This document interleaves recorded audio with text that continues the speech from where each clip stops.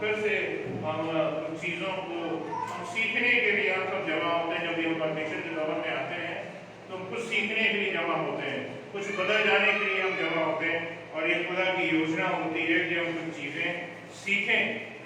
और पिछली बार जब हम मिले थे बिजनौर की कलीसिया में, तो हमने स्वर्गदूतों की भूमिका के ऊपर बात किया था कि जब हम प्रार्थना करते हैं तो किस प्रकार से चीज़ें होती हैं और किस प्रकार से स्वर्गदूत जो होते हैं वो हमारे लिए काम कर रहे होते हैं। और इस पर हमने बातचीत करी थी, हमने पता किया था, और हमने जिक्र किया था पिछली बार हमने कि किस प्रकार से सदोम और अमोरा को जब परमेश्वर ने ठाना कि उस जगह को बर्बाद कर दें, तो खुदा ने अपने चुने हुए लोगों को बचाया और वहां से उस जगह से, उस स्थान से निकालने की उसकी योजना की, और खुदा ने जो है उन लोगों को बचाया।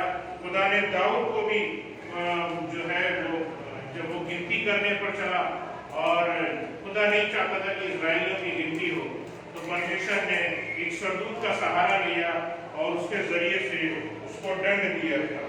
और इसी प्रकार से हम आज फिर हम इसी कलाम में हम आगे बढ़ते हैं, और ये किस प्रकार से जो है, जैसे हमने पुराने नियम में हमने पढ़ा, क्या नए नियम में भी कुछ है जो हम स्वर्गदूतों के बारे में हम पढ़ सकते हैं, जान सकते हैं, समझ सकते हैं।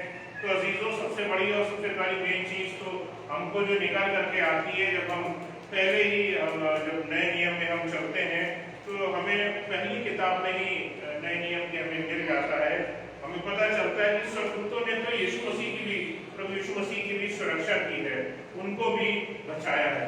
मैं बताना चाहता हूँ, निकाल करके हम लोग पढ़ लें मत्ती 2 अध्याय और उसकी दूसरी आयत में हम लोग चलेंगे। मत्ती 2 अध्याय और उसकी दूसरी आयत है।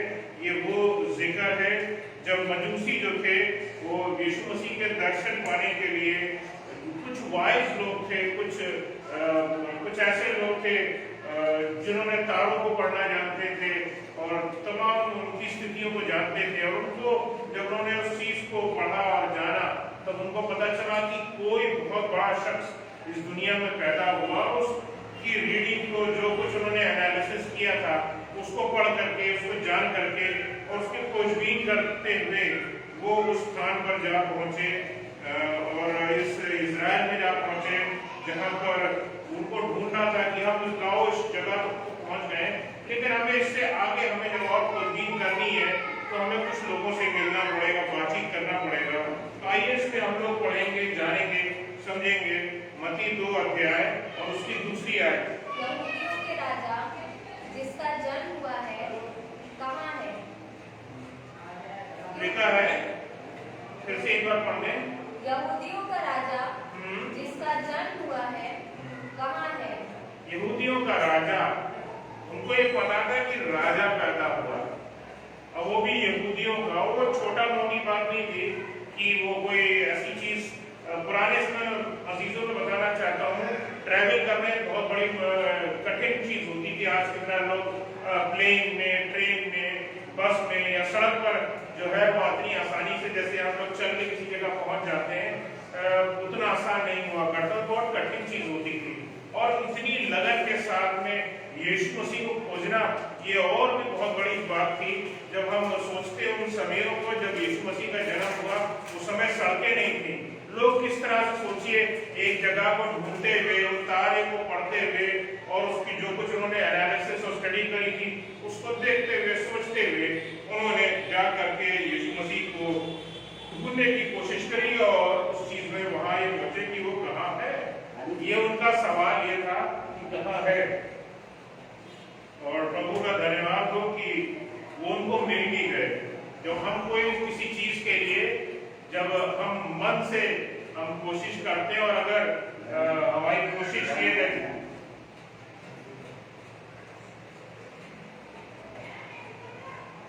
तो प्रभु का धन्यवाद हो कि वो चीजें हमारे लिए हो जाती हैं।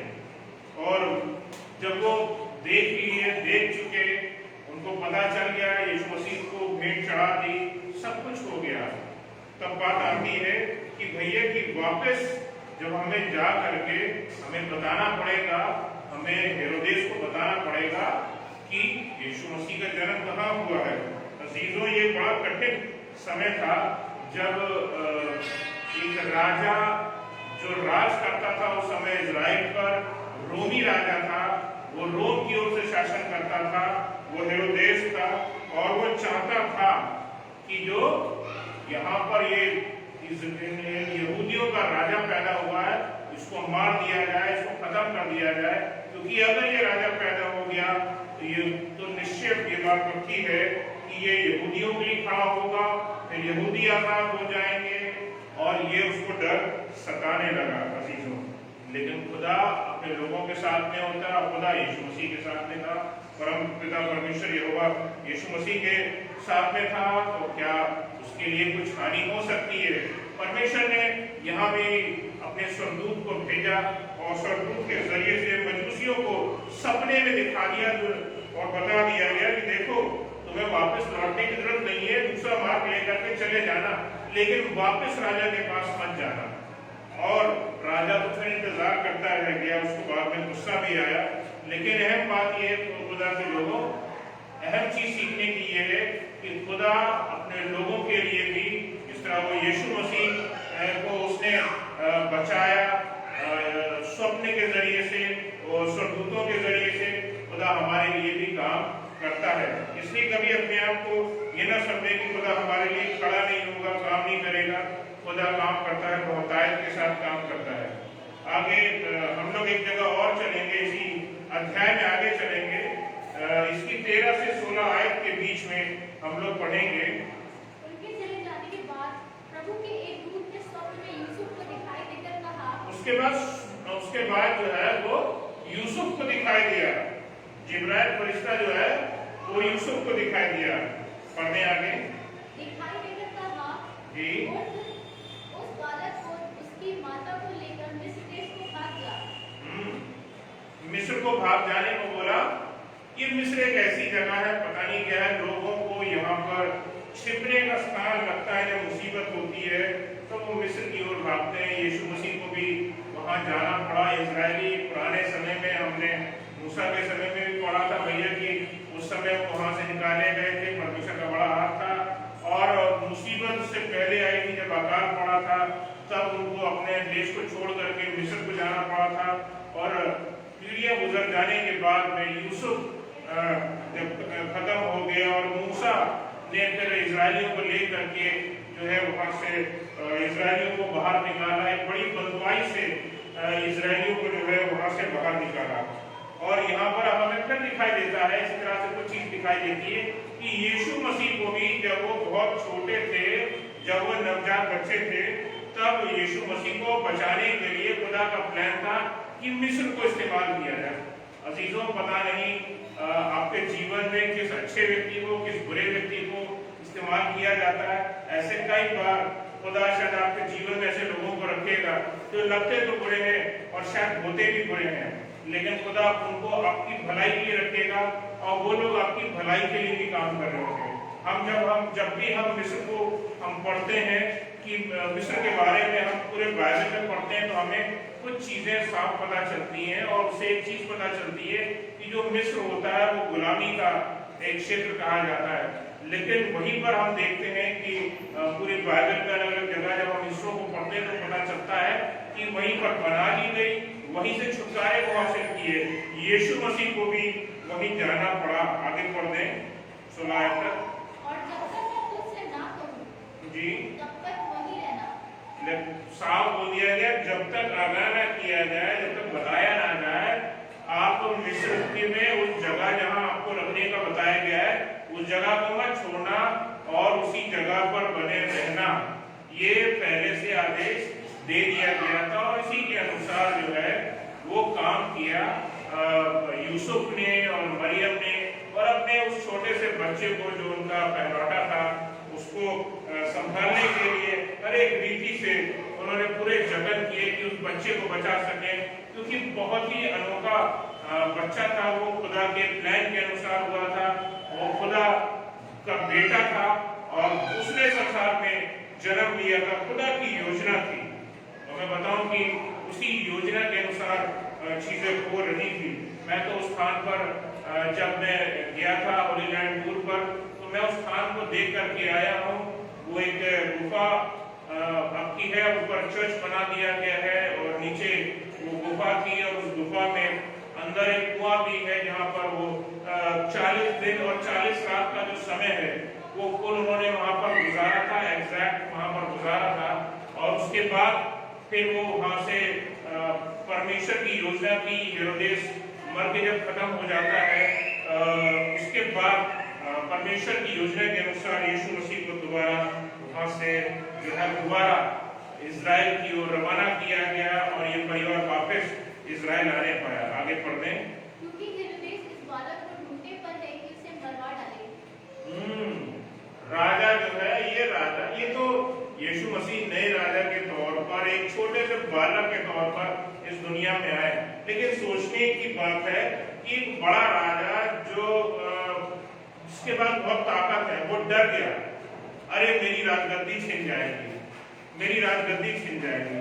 अजीजों, कभी कभी हमारी भी स्थिति ऐसी दिखाई देती है। हम लोगों को हम जो है वो परेशान नहीं करते, हम लोगों के बीच में जाते हैं, लेकिन कई बार लोग ऐसे ही हमें दिखाई देते हैं जहां उन लोगों को लगता है कि शायद हमारे आ जाने से उनका जो स्थान है शायद गड़बड़ा जाएगा। हम उनके लिए कोई बुरी इच्छा नहीं रखते, लेकिन बहुतेरे लोग हमारे विषय में ऐसा ही सोचते हैं। अद्भुत सी चीज दिखाई देती है और सोच करके बड़ा दुख भी होता है कि ऐसी चीजें क्यों इस संसार में हो रही है। एक जगह इसीलिए हमें पता चलता है कि जिब्राइल फरिश्ते के अनुसार जो है यूसुफ को स्वप्न में दिखाई दिया गया और उसके बाद वैसे ही काम जो है उन्होंने किया। और हेरोदेस को भी जब पता चला कि ये जो वाइज मैन थे, ये जो मजूसी थे, जिन्होंने बोला तो हाँ तो किया था कि हाँ हम वापस आएंगे और जहाँ है वो राजा पैदा हुआ है उसके विषय में आपको बताएंगे, लेकिन लौट करके आएंगे। वो अपने आप को इतना गुस्से से भर लिया, उसने इतना गुस्सा किया कि उसने वहां पर जितने भी बच्चे आपके इजराइल में थे और उधर इलाके में थे, उसने 2 साल से छोटे बच्चों को उसने खत्म करवा दिया। 2 साल से छोटे बच्चों को खत्म करा दिया। एक ऐसा भय, एक ऐसा अनजान भय, एक ऐसा व्यक्ति जिसने देखा नहीं कि यीशु मसीह कितना खूबसूरत, कितना प्यारा बालक, एक उद्धारकर्ता हमारे लिए पैदा हुआ।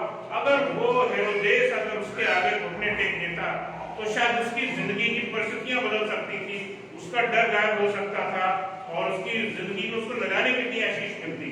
लेकिन हमें यहाँ दिखाई देता है कि एक डर ने 2 साल से न जाने कितने छोटे बच्चों को, न जाने कितने छोटे बच्चे होंगे, कितने सैकड़ों और हजारों बच्चे होंगे, वो मार दिए गए।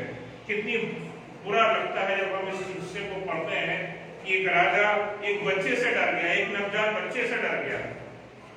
क्यों? क्योंकि यहूदियों के लिए उनका उद्धारकर्ता जन्मा था। हम मनुष्यों के लिए, हम पापियों के लिए, हम तो जानते हैं वो यहूदियों का राजा कहलाया तो, लेकिन वो हमारा भी राजा है, वो हमारा भी प्रभु है। और प्रभु का धन्यवाद हो कि उसने हमारे लिए चीजों को सरल बनाया, उसने हमारे लिए प्राण दिए, उसने हमारे लिए एक नया मार्ग खोला कि हम परमेश्वर के साथ में जाकर के मेल कर सके। जब इसकी 19वीं और 20वीं आयत में पढ़ते हैं तो आगे पढ़ते हैं इसको जरा। हेरोदेस के मरने के बाद प्रभु के दूत ने मिस्र में यूसुफ को स्वप्न में दिखाई देकर कहा, जी, उस बालक और उसकी माता को लेकर इजराइल के देश में चला जा, जी, क्योंकि जो बालक के प्राण लेना चाहते थे वे मर गए हैं। जी, वो मर गए जो प्राण लेना चाहते थे। जो लोग, खुदा ऐसे ही करता है। यीशु मसीह के साथ में भी ऐसा किया था। आपके पाप तो शायद बलशाली होंगे, आप तो शायद उम्र में बड़े हैं, आप बुद्धि में बहुत लईन शहीन है, हर एक तरीके से बुद्धि की घटी नहीं है आपके पास, आपकी सामर्थ्य की घटी नहीं है, और कई बार फिर भी हम मुसीबत में अपने आप को पाते हैं। लेकिन हमारा जोरावर परमेश्वर छोटे से बच्चे को बचाने की सामर्थ रखता है। यीशु मसीह को बचाया परमेश्वर यहोवा ने, वो आपको भी बचाता है और आपको भी बचाएगा। खुदा की योजना के अनुसार उसने अपने स्वर्गदूत को भेजा और उसके जरिए से काम कराया। जैसे खुदा ने यीशु मसीह के लिए काम किया, वैसे ही वो हमारे लिए भी करता है और करता रहता है। और स्वर्गदूत के लिए अब ये काम हो गया है। भाई यीशु मसीह के लिए तो हम कह सकते हैं, बहुत सारे लोग बोल सकते हैं, अरे भैया वो खुदा के बेटे हैं, उनके लिए सेवा नहीं करेंगे, उनकी सेवा नहीं करेंगे, प्रभु की सेवा नहीं करेंगे तो कैसे चलेगा? उनकी तो सेवा करना जरूरी है। तो अजीजों, मान सकते हैं हम आपकी बात, एक पल के लिए हम मान भी लें किसी भी प्रकार से कि चलिए वो खुदा का बेटा है, वो खुदा है, खुद खुदा है, और इसीलिए उसकी सेवा जो में है वो लगे हैं। लेकिन अजीजों, आज के युग में वो हमारी भी सेवा करते हैं, ये स्वर्गदूत हमारी भी सेवा करते हैं, और वो आपके लिए परमेश्वर की ओर से ठहराए गए हैं कि वो आपको बड़े बड़े खतरों से बचाएं। वो परमेश्वर के बड़े बड़े युद्धों को लड़ते हैं, वो जो आपको इन आंखों से दिखाई नहीं देते और आपके बुद्धि से समझ में नहीं आते, उन तमाम युद्धों को वो लड़ते हैं, आपके लिए लड़ते हैं। परमेश्वर की योजनाओं को सफल बनाने के लिए वो काम करते रहते हैं, ये उनका काम होता है। वो किसी भी प्रकार से अपनी बड़ाई नहीं चाहते। आपने कहीं किसी स्वर्गदूत के विषय में नहीं पढ़ा, सिर्फ अगर हमें स्वर्गदूत अगर हमें कोई दिखाई देता है जो गिरा दिया गया, वो शैतान जो अपनी बड़ाई करने में और हर एक प्रकार से घमंड से भरा हुआ था, ये उसका हल है। लेकिन जो खुदा की सेवा करते हैं, जो खुदा के पीछे चलते हैं, वो स्वर्गदूत सब खुदा की सेवा करते हैं और अपनी बड़ाई कहीं नहीं चाहते। आपको पता भी नहीं होगा जीरो कौन सा स्वर्गदूत आपके लिए तैयार खड़ा है, कब आया, उसने कब मदद करी आपकी और आपकी मदद करके चला गया, आपको तो पता भी नहीं होगा। आपको लग रहा होगा, कभी हम सड़क पर जा रहे थे, आपको लग रहा था कि हमें बहुत जरूरत थी कि हमें कोई ऑटो मिल जाता, हमें कोई टेम्पो मिल जाता। हमने खुदा से बहुत दुआ करी, फिर जाकर के हमें वो एक टेम्पो मिला भैया, हम उसके जरिए से आने पाए। मैं बताऊं कि वो ऑटो या टेम्पो किसी इस दुनिया के इंसान का नहीं होगा, वो स्वरूप खुदा जो है वो भेजता है और उसके जरिए से आपको अपने गंतव्य तक पहुंचाता है। खुदा हमारे लिए ऐसे बहुतेरे बात करता है, आपको पता भी नहीं होता। ये अपनी बड़ाई नहीं चाहते, खुदा के लोगों ये अपनी बड़ाई नहीं चाहते, किसी भी प्रकार से बड़ाई नहीं चाहते। ये सेवा टहल करने वाली आत्माएं हैं। मैं बताना चाहता हूँ, निकाल लें इब्रानियों की पत्री और उसका पहला अध्याय और उसकी 14वीं आयत को हम लोग देखेंगे। इब्रानियों 1 अध्याय और उसकी 14वीं आयत को हम लोग देखेंगे। क्या वे सब सेवा टहल करने वाली आत्माएं थी जो उद्धार पाने वालों के लिए सेवा करने को भेजी जाती हैं? पहली बात जो इसमें दे रखी, सेवा टहल करने वाली आत्मा है। इनका काम क्या है? सेवा करो और टहलो। इनका काम है सेवा करो, टहलो, घूमो। भैया तुम्हें कुछ काम नहीं करना है, तुम्हें जाना है, कभी इधर रास्ते हो लो, कभी उस रास्ते हो लो, और जिसको तुम्हारी जरूरत दिख जाए उसकी सेवा करो। ये खुदा की भेजी हुई सेवा टहल करने वाली आत्मा है, जो सेवा टहल के लिए रखी गई है। जिस मार्ग पे वो लोग उनको लगता है कि ये खुदा का बंदा है, खुदा की बंदी है, ये खुदा का लोगों का एक परिवार है, हमें इन्हें बचाना है, हमें इन लोगों को संभालना है, हमें जिस तरीके से मदद कर सकते हैं वो तैयार खड़े रहते हैं। और सेवा टहल करने वाली आत्मा है, और किसके लिए रखी गई है? उद्धार पाने वाले लोगों के लिए। उद्धार किससे है? यीशु मसीह से। तो अगर आपने यीशु मसीह पर भरोसा किया है, अगर आपने यीशु मसीह को अपना जीवन दिया है, तो ये आत्माएं आपके लिए भी काम कर रही है, ये स्वर्गदूत आपके लिए भी काम कर रहे हैं। जब आप बड़ी बड़ी तकलीफों में अगर फंस जाए तो ये स्वर्गदूत आपकी मदद के लिए खुदा की ओर से भेजे जाते हैं। सेवा टहल करने वाली आत्मा है, कुछ तो आपको ऐसे ही मिल जाती होगी टहलती हुई, आपको पता नहीं होता। जरूरी नहीं है कि उनके पंख लगे हो या आप उनके पंखों को देख लें, लेकिन वो आपके लिए ऐसे भी काम कर रही होती हैं। अजीजों, ये खुदा की वो आत्मा है जो आपके लिए ठहराई गई है तो खुदा की सेवा करने के लिए, लेकिन खुदा ने इनको आपकी भी सेवा के लिए रख रखा है। उद्धार पाने वालों के लिए सेवा टहल करना। मैं बताना चाहता हूं कि ये उद्धार पाने वालों में 2 प्रकार के लोग होते हैं, 2 क्लास हैं इसमें, 2 तरह के लोग हैं। वो जो पहले से ही उद्धार पा चुके हैं, और दूसरे वो जिनको अभी उद्धार प्राप्त करना है। खुदा की योजना है कि मैं इस व्यक्ति को उद्धार दूंगा, मैं उस व्यक्ति का उद्धार करूंगा, खुदा की योजना है। और वो ये जो स्वर्गदूत होते हैं, इन दोनों प्रकार के लोगों के लिए काम कर रहे होते हैं। वो हमारे साथ ये होते हैं, हमें जो उद्धार पा चुके हैं, खुदा के पीछे चल रहे हैं, हम उनके हमारे साथ भी काम करते हैं और उन लोगों के लिए भी काम कर रहे होते हैं और आत्मिक युद्ध लड़ रहे होते हैं। शैतान और उनकी आत्मिक शक्ति से, अंधकार की शक्तियों से, अंधकार की आत्मिक सेनाओं से लड़ रहे होते हैं। आपको दिखाई नहीं देते, लेकिन वो आपकी अंधकार की उन सेनाओं से लड़ रहे होते हैं जो आपको हरा रही होती है, जो आपको प्रसहार कर रही होती है, जो आपको तोड़ रही होती है, जो नहीं चाहती कि आप जिंदा भी रहें, जो नहीं चाहती कि आप खुदा की इबादत भी करें, जो नहीं चाहती कि आप चर्च की जाए, जो नहीं चाहती कि आप जिंदगी में सक्सेसफुल भी हो, जो नहीं चाहती कि किसी प्रकार से आपके चेहरे पर खुशी भी आए।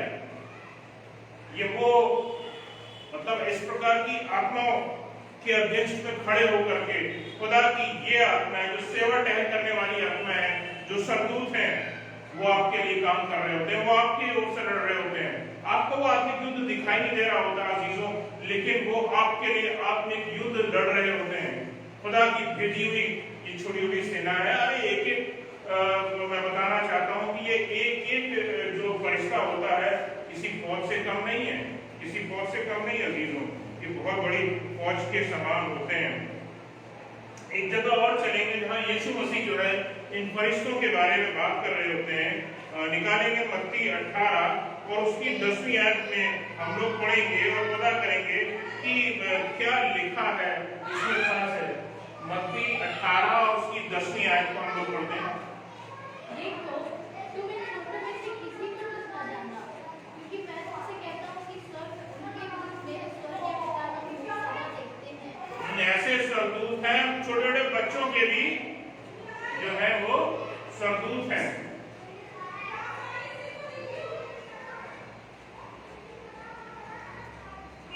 खुदा ने सरदूत रखे। एक बार फिर से पढ़ दें।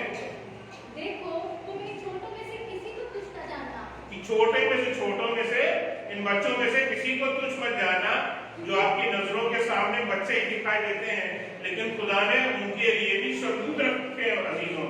आपको पता नहीं होगा, आप सोचते हो कि मेरा बच्चा भी बहुत छोटा है, आप सोचते हो कि मेरे बच्चे में अकल नहीं है, मेरे बेटे में अकल नहीं है, मेरी बेटी में अकल नहीं है। अरे नहीं अजीजों, उनके भी फरिश्ते हैं। आपको नहीं पता, खुदा ने उनके लिए भी फरिश्ते रखे हैं। आपके बच्चों को बचाने के लिए खुदा ने उनके लिए भी फरिश्ते बना करके रखे हैं कि ये छोटे से छोटे बच्चे आज तो छोटे चूजे से दिखाई देते हैं, जैसे मुर्गी के छोटे से चूजे से दिखाई देते हैं, लेकिन जब ये बड़े हो जाते हैं ना, तो मैं बताऊंगा कि यही वो बड़े लोग बन जाते हैं जो शैतान की ऐसे ऐसे गढ़ों को ढा देते हैं, सेनाओं को हरा देते हैं और आत्माओं को परमेश्वर की जीत लेते हैं। इन छोटे से छोटों को तुच्छ मत जानना। आपके बच्चे अगर छोटे हैं उनको तुच्छ मत जानिएगा, आपके भाई अगर छोटे हैं उनको तुच्छ मत जानिएगा, आपकी बहन अगर छोटी है उसको तुच्छ मत जानिएगा। ये खुदा देख रहा है और खुदा जानता है कि उनके अंदर कितनी सामर्थ्य है। और सच पूछे, हम तो जानते हैं कि हमारे अंदर कोई सामर्थ्य नहीं होती है, लेकिन यही लोग जो होते हैं, यही स्वर्गदूत जो बचपन से हमारे साथ काम कर रहे होते हैं, बचपन से हमारे साथ काम कर रहे होते हैं। हम जब दुआ करने बैठते हैं, हम घुटने टेकते हैं, हमें लगता होगा कि हमारे बच्चे ने घुटना टेका है, पहली बार टेका है। मैं बताऊं, ये स्वर्गदूत जो होते हैं बड़े खुश होते हैं। अरे पहली बार इस बच्चे ने जो है वो यीशु मसीह के सामने घुटने टेके हैं, पहली बार खुदा का नाम अपने मुंह से लिया है, जीसस नाम लिया है, उसकी पहली बार आराधना करी है, पहली बार छोटे छोटे गीत गाना शुरू किया है। ये बड़े खुश होते होंगे और इसी खुशी में इन बच्चों की बचपन से जो है वो उनका हाथ पकड़ के थाम करके चलते हैं। और आपको जब लगता है कि अरे ये जो अभी जहां खेल रहा था इसको तो बहुत ही चोट लग सकती थी, अरे वो सीढ़ी से गिरा, मैंने तो देखा, अरे भैया इसमें तो बहुत चोट लग सकती थी, मेरे बच्चे को चोट लग सकती थी, लेकिन खुदा ने कैसे बचा लिया मुझे तो पता ही नहीं है। मैं बताना चाहता हूँ आपको अजीजों, आपके बच्चों के भी स्वर्गदूत है और उनकी सुरक्षा के लिए तैनात किए गए। आप अपने बच्चों को जो है कभी कम मत करके आइएगा, इनके भी स्वर्गदूत है। खुदा ने बताया है, यीशु मसीह ने इस चीज के विषय में बताया है। ये स्वर्गदूत हो सकते हैं, किसी का शायद एक हो सकता है, किसी का शायद इससे एक से ज्यादा भी हो सकते हैं। अजीजों, इसलिए अपने बच्चों को कभी कम मत आकिएगा कि वो छोटे हैं तो उनका साथी कोई नहीं है। हम तो प्रार्थना करना जानते हैं, मेरे बच्चे को क्या पता, ऐसा मत सोचिएगा। खुदा ने आपके बच्चों के लिए जो है सरदूत फहराए हुए हैं। खुदा वहाँ भी काम कर रहा है अजीजों, मैं आपको बताना चाहता हूँ।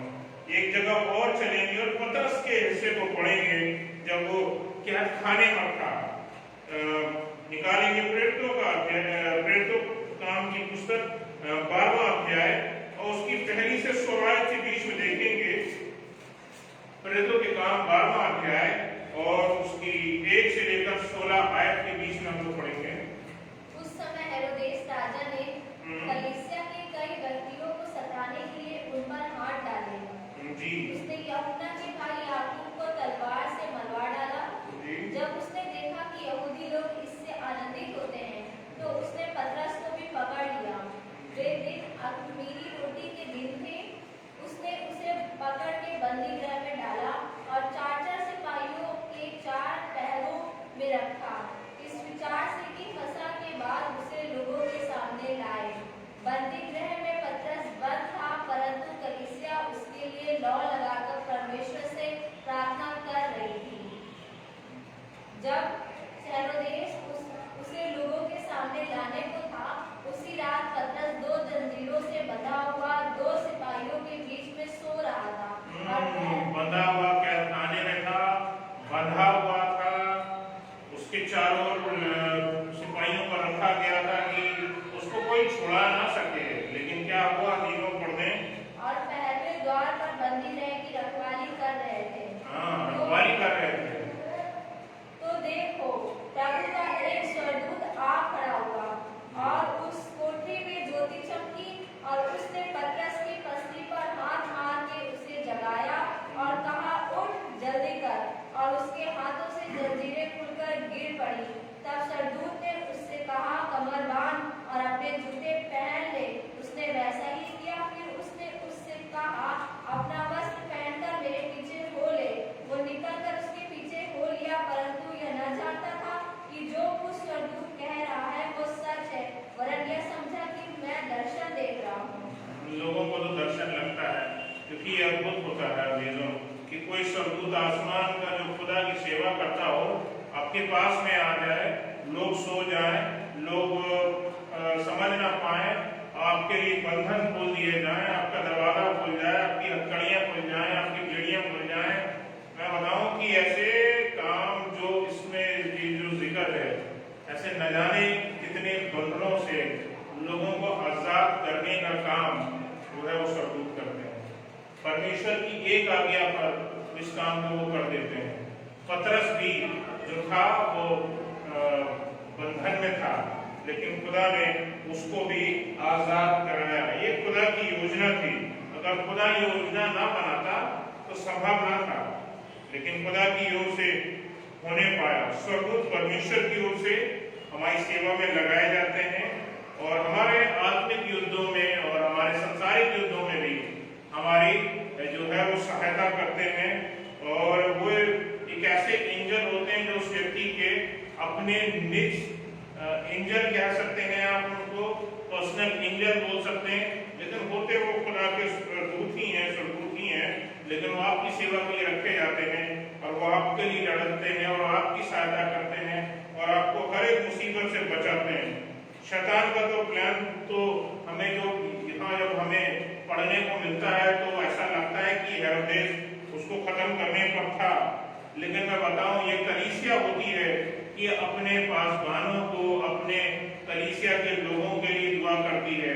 जब कलीसिया अपने पासवानों के लिए, अपने एल्डर्स के लिए, अपने लीडर्स के लिए दुआ करती है, मैं बताऊं चर्च के इस काम को जो बहुत छोटा सा लगता है कि भैया प्रार्थना ही करना है, मैं बताऊं बेड़ियां खुल जाती हैं, हथकड़ियां खुल जाती हैं, ताले खुल जाते हैं, स्वर्गदूत आपकी उपस्थिति में हाजिर हो जाते हैं। खुदा आपके लिए बहुतायत से बहुत बड़े बड़े काम करता है और लोगों को तो लगता है कि अरे मैं तो सपना देख रहा हूँ, अरे ये तो कोई ऐसा लगता है जैसे कोई दर्शन है। जैसे इसको महसूस हुआ वैसे मैं बताऊं बहुतों को लगेगा, लेकिन वो जीवन की बहुत बड़ी सच्चाई है। अजीजों, अगर हम कलीसिया में हैं तो हमारा काम क्या है? भाई ये मत सोचिए कि पासवान ही सब कुछ करते हैं, सब कुछ एल्डर ही करते हैं, सब कुछ लीडर ही करेंगे। कलीसिया का भी काम है कि जो आपके चर्च की कलीसिया है, जो लोग हैं वो अपने पासवान के लिए, पासवान के परिवार के लिए, अपने एल्डर्स, चर्च के एल्डर के परिवारों के लिए, चर्च के एल्डर्स के लिए, चर्च के लीडर्स के लिए, चर्च के लीडर के परिवारों के लिए आप प्रार्थनाएं जरूर से करें, क्योंकि ये आपके लिए खड़े होते हैं, आपके लिए प्रार्थना कर रहे होते हैं, आपको खुदा का वचन सुना रहे होते हैं, खुदा की ओर से सुना रहे होते हैं। अगर आप प्रार्थना नहीं करेंगे तो ये हथकड़ियां नहीं खुलेंगी, ये बेड़ियां नहीं खुलेंगी, ये ताले नहीं खुलेंगे, ये चीजें नहीं होने पाएंगी। पतरस मारा जाता अगर उसकी कलीसिया उसके लिए प्रार्थना नहीं कर रही होती, अगर कलीसिया ने उसका साथ ना दिया होता प्रार्थनाओं में, तो चीजें गड़बड़ हो सकती थी। तो जरूरी हमारे लिए यही है कि हम इस चीज को हम ध्यान में रखें। शैतान का तो तबाही का तो प्लान हमेशा तैयार रहता है, वो तो खुदा की बनाई हर एक चीज से को तबाह करना चाहता, और उसकी खासी नफरत तो ऐसे लोगों से है जो खुदा की इबादत कर रहे होते हैं और वो दूसरों को भी जला रहे होते हैं। आपके चर्च के लीडर्स, आपके चर्च के एल्डर्स, आपके चर्च के पादरी ऐसे ही हैं जो लोगों को कलीसिया में जगाते हैं। और खासतौर से ऐसे पास्टर्स, लीडर्स, एल्डर्स, मैं बताऊं जो भी हैं आपके चर्च में, डीकन जो भी हैं, वो अहम हैं, वो बहुत खास हैं, क्योंकि वो आपके लिए प्रार्थनाएं कर रहे हैं और आपको बदले में सिर्फ इतना करना है कि आपको भी उनके लिए प्रार्थना करना है। उनकी शायद दुख और दर्द आंसुओं में आपको शायद दिखाई ना देते हो, लेकिन मैं बताना चाहता हूँ कि उनके पास भी बड़े बड़े दुख होते हैं, और आप अगर उनके लिए सिर्फ प्रार्थना कर लेंगे, जरूरी नहीं कि हम किस विषय हम प्रार्थना करें। अगर आप एक छोटी सी प्रार्थना कर दीजिए कि खुदा बाप, आप जिस प्रकार से मेरी सहायता करते हैं, आप अपने स्वर्गदूत को भी भेजिए और इनकी हर एक जो जरूरत है पूरी कीजिए, आप इनकी हर रीति से इनकी सहायता कीजिए, और आपकी योजनाएं जो इनके विषय में है जरूर पूरी होने पाए। अगर आप इस तरह की प्रार्थनाएं अपने चर्च के पादरी के लिए, चर्च के एल्डर के लिए, चर्च के लीडर के लिए, उनके परिवारों के लिए करेंगे, अजीजों, बहुत बड़े बड़े काम होंगे। सिर्फ कलीसिया की प्रार्थना कर रहे हैं, इस चीज को छोटा मत समझिएगा। मसीह की देह एक साथ मिल करके जब प्रार्थना करती है, सच्ची इबादत तभी पैदा होती है। जब हम स्तुति कर रहे होते हैं अपने होठों से, मनों से, और हम प्रार्थना कर रहे होते हैं अपने आत्मिक रीति से, बड़े काम हो जाते हैं, ऐसे जैसे यहाँ पर होने पाए, जैसे यहाँ पर हमने इन चीजों को पढ़ा वैसे होने पाए। तो ये खुदा का काम है। शैतान को राह तब मिल जाती है। आपने इस चीज को तो आप जानते ही कि जितने भी अपोस्टल्स थे उन सबको मारने की कोशिश करी गई, और उन सब के बहुत दर्दनाक जो है वो जिंदगी का अंत हुआ।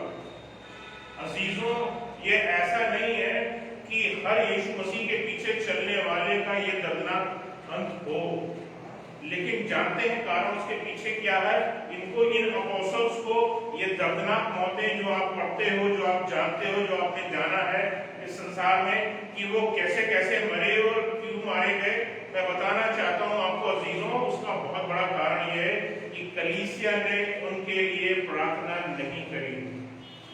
अगर कलीसिया उनके लिए प्रार्थना करती तो बच सकते थे, स्वर्गदूत आ सकता था, स्वर्गदूत की फौज आ सकती थी और वो बचाए जा सकते थे। आप भी बचाए जा सकते हैं, और जरूरत यह है कि आपके लिए भी कोई प्रार्थना कर रहा हो।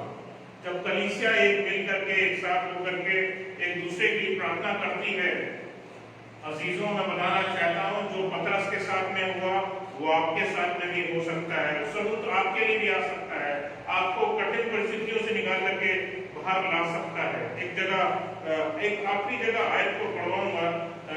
निकाल में हम लोग पहला तीमुथियुस दूसरा अध्याय और उसकी पहली और दूसरी आयत, पहला तीमुथियुस दूसरा अध्याय और उसकी पहली से दूसरी आयत को हम लोग पढ़ेंगे।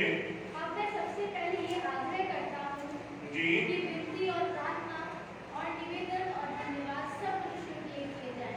सब मनुष्यों के लिए की जाए, विनती की जाए, प्रार्थना किए जाए, निवेदन किए जाए। और ये क्या किसी एकाध के लिए किया जाए?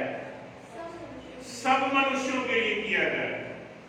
लिखा है सब मनुष्यों के लिए किया जाए। आगे पढ़ते हैं। राजाओं और सब ऊंचे पद वालों के लिए, सब ऊंचे पद वालों के लिए, सब किसी को छोड़ मत दीजिए। कलीसिया का हो, कलीसिया के लिए प्रार्थना कीजिए। आपके शहर को कोई चलाने वाला मेयर हो, उसके लिए प्रार्थना कीजिए। आपके प्रदेश को चलाने वाला कोई गवर्नर, चीफ मिनिस्टर, कोई भी हो पदाधिकारी, उसके लिए कीजिए। आपका देश के चलाने वाला आपका प्राइम मिनिस्टर हो, उसके लिए प्रार्थना कीजिए। प्रार्थना कीजिए, ऊंचे पदों पर बैठे लोगों के लिए प्रार्थना कीजिए। जरूरी है कि हम ये काम करें। पढ़ने आगे, इसलिए कि हम विश्राम और चैन के साथ सारी भक्ति और गंभीरता से जीवन बिताएं। चैन के साथ में और विश्राम के साथ में, भक्ति और गंभीरता से जीवन, भक्ति के साथ में और गंभीरता के साथ में अपना इस जीवन का जो समय है वो गुजारें। हम लोग अपने लिए तो प्रार्थना करते ही हैं अजीजों, लेकिन जरूरी ये है कि जब हम दूसरों के लिए प्रार्थना करते हैं, deliverance starts at that point of time. आपको नहीं पता है कि वो व्यक्ति अपने लिए प्रार्थना कर तो रहा है, लेकिन उसको पता ही नहीं कि उसको तकलीफ है क्या। वो प्रार्थना शायद किसी और चीज के लिए कर रहा है, वो जगह किसी और तकलीफ में। कई बार ऐसा होता है कि लोग बोलते हैं भैया हमें पेट में बहुत दर्द है, लेकिन उन्हें पता नहीं भैया उनका पेट तो बहुत बड़ा है, उनका लीवर प्रॉब्लम कर रहा है, उनके स्टमक में दर्द है, उनको नहीं पता भैया पेट में यहाँ दर्द हो रहा है, ये जगह दर्द हो रहा है। वो डॉक्टर पूछते यहाँ दर्द हो रहा है, कहाँ दर्द हो रहा है, छुआ करके दिखाते हैं, यहाँ दर्द हो रहा है, यहाँ दर्द हो रहा है, बताओ दर्द ठीक से बताओ कहाँ दर्द हो रहा है। तो दूसरा डॉक्टर जो है वो अजीजों जानते हैं कि किस जगह क्या है और कहाँ दर्द हो रहा है। हमें भी मसीही विश्वासी होने के नाते, कलीसिया का एक अंग होने के नाते हमारे लिए जरूरी बनता है कि हम चर्च के अगुओं के लिए, चर्च के पास्टर के लिए, चर्च के लीडर्स के लिए, कलीसिया के लिए हम प्रार्थना करें। हम बीमारों के लिए हम हमेशा जो होती है दुआएं करते हैं, अपने चर्च के लोगों के लिए दुआएं करते हैं, और सब लोग सलामत रहें इसके लिए भी प्रार्थना करना जरूरी है। कलीसिया में शांति बनी रहे इसके लिए प्रार्थना करना जरूरी है। कलीसिया में आनंद बना रहे इसके लिए प्रार्थना करना जरूरी है। कई बार जब शांति आ जाती है, कई बार जब आनंद आ जाता है, तो कलीसिया प्रार्थना करना चाहता है भैया सब कुछ ठीक चल रहा है, क्या करना, अब सब कुछ ठीक चल रहा है, बहुत बढ़िया है, everything is all good, everything is in God's control. फिर हम बोलने लगते हैं everything is in God control, और जहाँ कोई बीमार मतलब फिर हम कोई तकलीफ दिखाए, अरे चीजें हाथ से बिगड़ रही, क्यों हाथ से बिगड़ गई भैया, बिगड़नी तो नहीं चाहिए, क्यों बिगड़ गई हाथ से? इसलिए बिगड़ गई कि हमने उस समय हमने अपने कलीसिया के लिए, अपने कलीसिया के लोगों के लिए हमने प्रार्थना करना छोड़ दिया, हमने अपने पासवान के लिए प्रार्थना करना छोड़ दिया, हमने अपने पासवान के परिवार के लिए प्रार्थना करना छोड़ दिया। हमने दोष लगाई ये नहीं भैया ये मसला है, हमने दुनिया भर की चीजों में 10 प्रकार के, हम 10 प्रकार के हमने कारण खोज मारे, लेकिन हमने कभी वास्तविकता को नहीं जाना कि ये तो खुदा के पीछे चलते थे भैया, ये अपने आप क्यों भटक गए। अजीजों, विश्वासी ऐसे नहीं भटकता, शैतान उसको भटकाता है तो उसको वापस कौन लाएगा, उसका भाई पकड़ के हाथ में लेकर के आएगा। जब 99 भेड़ें सही चल रही होती है तो एक भेड़ भटक जाता है, और अगर एक भेड़ भटक जाती है तो किसका काम है कि उसको बचाए, एक अगुवे का काम होता है वो बचाए। लेकिन कभी कभी हमें भी सोचना पड़ता है कि जो कलीसिया है वो भी जो है अपने चर्च के खादिम के लिए जो है वो दुआ जरूर करे और उनके लिए काम जरूर करे। प्रभु का धन्यवाद हो कि उसने इस तरह से वचन से भरा। आइए